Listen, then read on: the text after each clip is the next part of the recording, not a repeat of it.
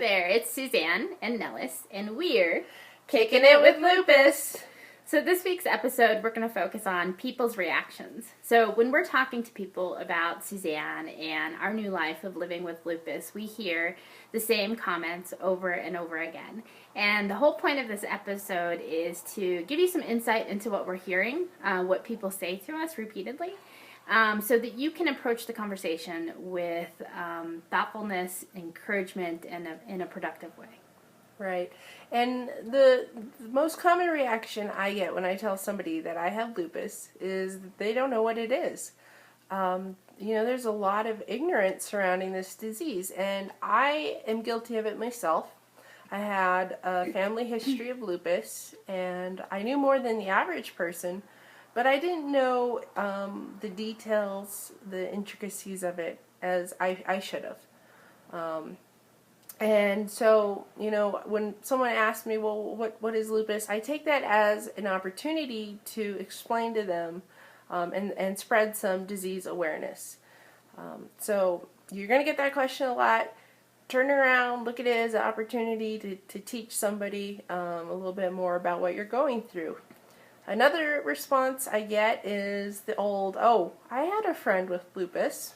That's the worst. If you can avoid it at all costs, please do. Don't use the past tense when referring to a friend or a loved one who had lupus. It's really hard to hear. But it's a part of life. It's a part of the disease. Some people do die from it. So I'd much rather have that response, though, to be honest, than to have the just pretending they know what you're talking about and go, oh, okay. Or the ones where they say, well, you're young, you'll bounce back. You'll get over it. I was going to say, or you don't look sick. I saw you 2 days ago and you don't look sick, or you didn't look sick, and it's hard to hear. Right. Yeah. So, those are some of the more common reactions that we get. The one that I hear most often that is most difficult to hear is when people say, well, my friend has lupus and she's living a normal life. It's really hard to hear that because, I'm protective of Suzanne, and Suzanne's a fighter, and she's, in my mind, I'm thinking, Suzanne's not weak, she's really fighting it, and, we could have a normal life, and that's what we're working towards, but to hear about your friend who lives a normal life is really hard to hear for a number of reasons. One, because I get defensive of Suzanne. But also because lupus isn't the same for everyone. There's actually 3 different types of lupus, and we'll go into that in our upcoming episode, Lupus 101, what exactly is lupus. But there are different types of lupus. Lupus doesn't look the same in all people. So hearing about your friend who has no problem and is living a normal life with lupus is really great. I'm really happy for them. It's just really hard to hear. Right. I also hear a lot about, and this goes again with not having enough knowledge, but, well, isn't there a cure, or... I'm sure they can do something. We hear that one repeatedly, and sometimes people get stuck on it in a conversation when they're talking to you. I'm sure there's something they can do. There's got to be a cure, isn't there? Unless you have a solution, unless you have a handy antidote in your pocket, just drop the subject. If there's not a cure, there's not a cure. And we can dwell on it, but it's not productive for anyone involved in that conversation. Right, and let's be clear, lupus is an incurable chronic disease. So it's hard to wrap your mind around. It is. It's just...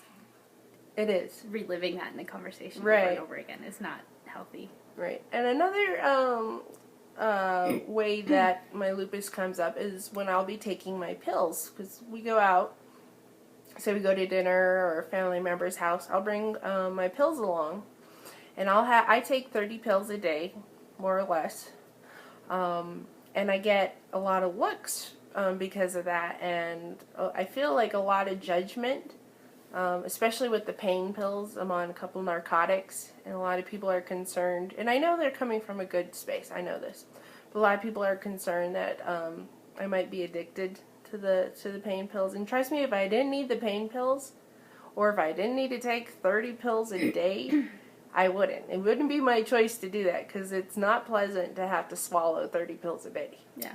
She gets a lot of stares. I mean, when she takes her pills, it's a process of, she takes 2 pills at a time and, 10 pills. That takes a while to take 10 pills in one sitting. And so it takes her a while and she'll get comments about it or she'll get stares, she'll get looks, especially from people who consider themselves health conscious people or who aren't totally sold on Western medicine or herbalists, things like that. Of, do you really need to take all those pills? That's really hard, and it feels judgmental. It really does. So if she has to take her pills, then I think it's just best to let her take her pills and not give her a hard time about it. Yeah. Another time that my illness is brought into light is when I'm getting in and out of cars or getting up and down from tables. Yeah, so Suzanne's a younger gal. I won't say how old she is. She's a younger gal, but she's in her early 30s. And people give her the ugliest looks when we go to a store and she has to use the wheelchair shopping cart. People give her looks like, well, you're young and healthy, you shouldn't need that. Or if I'm helping her up and down stairs, or if I'm helping her in and out of the car, or if I have to cut up her food because she can't do it, people just give her the weirdest and nastiest looks. And it's just not, it's a part of what we're learning to live through and with. Tell them about your cousin and the experiences she had. Oh, yeah. So, I am older, but my cousin, who had lupus, she did pass. When she was 18, I remember her saying that she felt embarrassed to walk through her college campus because, when you have lupus, your gait sort of changes. You walk differently. And I remember when I first got lupus, I noticed, wow, everyone's staring at me. It felt like, I feel like I'm walking like a little old grandma and everyone's staring at me. And I was like, no wonder this 18-year-old was self-conscious. Because, when you're younger, you're more self-conscious about what people think. Now that I'm older, I'm like, well, so what if you're looking at me? I can't move any faster, or this is just me. You're just gonna things like there's certain things that you're just gonna have to accept, which is something I want to bring up. When I first got sick, I was having to come to terms with a lot of new truths, and one of the resources that I found was this woman who had a chronic illness. Had taken one of Oprah's, self-help guru queen, one of Oprah's 10 things I know for sure list, and manipulated it to 10 things I know for sure when living with a chronic illness. And whenever I have a bad day, which seems to be a lot lately because I think I'm on my 3rd round of antibiotics and okay. Now I have another infection, but that's okay. When I'm having a bad day, I go to this list. So Oprah's list was like, worrying is just a waste of time. You define your own life. It's very inspirational, a list of 10 things that Oprah knows. And so this woman had transformed this list to 10 things I know about living with a chronic illness. And Suzanne finds great comfort and encouragement in reading through that list when she's having rough days. And we should put the link down at the bottom. There'll be a link up here or down here somewhere. Can you make it right here? Yeah, we'll see. I don't know. She's the techie. Oh gosh. Heaven help us. Heaven help us, yeah. Anyway, so let me just name a couple of the highlights of my favorite top 10 lists that she's created. One is that people are never going to fully understand. And that's with anything, unless you walk in their shoes, you're not going to understand. So you're going to get looks. It's life. They're never going to understand that, when you say chronic, I mean, I'm going to have this for the rest of my life. When I say it's incurable, I mean, there is no cure. I can't take a pill to cure it. Another thing, Another one of the top 10 on that list, bullets off of that list. That I adhere to is some days the physical pain is so hard that you can't put it into words. And on the flip side is some days that there's just an emotional burden that you can't put into words. For instance, I was just talking about how I've been sick for the last month and a half. I told Nellis today, I said, Nellis, please pray for me because I'm getting to that point where I'm sick of being sick. And this is coming from a person who knows what it's like to be chronically ill. So, there's an emotional side and a physical side that sometimes gets too much for you inside to just express. And it can become overwhelming. Another one is that there's always going to be people out there who are judging you. They may think that you're trying to get attention. That you're faking it. Yeah. Right. And this could even be family members or close friends, and that may be the hardest for you to accept. But I don't judge them. They don't understand, And it is hard to wrap your mind around. This illness affects children a lot, young adults, and it's hard to think of our young adults being unhealthy. We wouldn't change our entire lifestyle if it weren't for lupus, just to get attention, because we want to fake it. And it's hard because sometimes you feel the need to defend yourself. Right. Suzanne really is sick. We're not just faking this, and this isn't for attention. Yeah.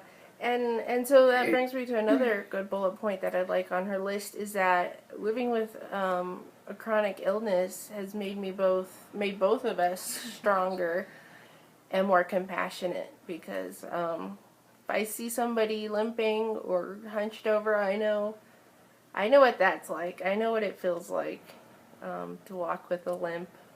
And I'm more compassionate to Suzanne. I used to be the type of person that was just really impatient. I'm still impatient, but I'm learning a lot. But I'm learning to be more compassionate. Being a nurse has never been one of my strong points. But I'm learning, and it's making me a healthier and stronger, more compassionate woman. Yeah.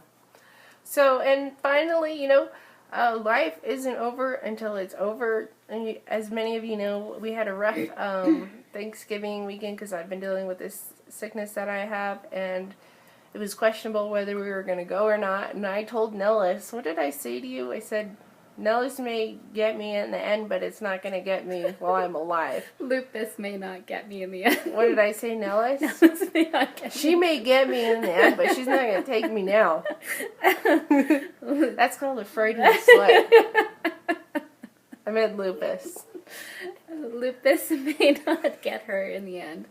Or may get her. Okay, so she's not going to let lupus hold her back from living her life. Right, and so that's why I decided to go on the trip. Yeah. And I'm glad I did. Had a lot of fun. And I like your 11th point that you created for this woman's list. Yeah, and it's the saying how older folks always say youth is wasted on the young. Now that I'm unhealthy, I say that health is wasted on the healthy.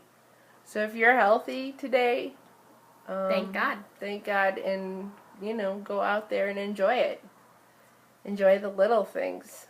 If you're unhealthy, like me today, enjoy the things you can do, and enjoy the naps that make you even healthier.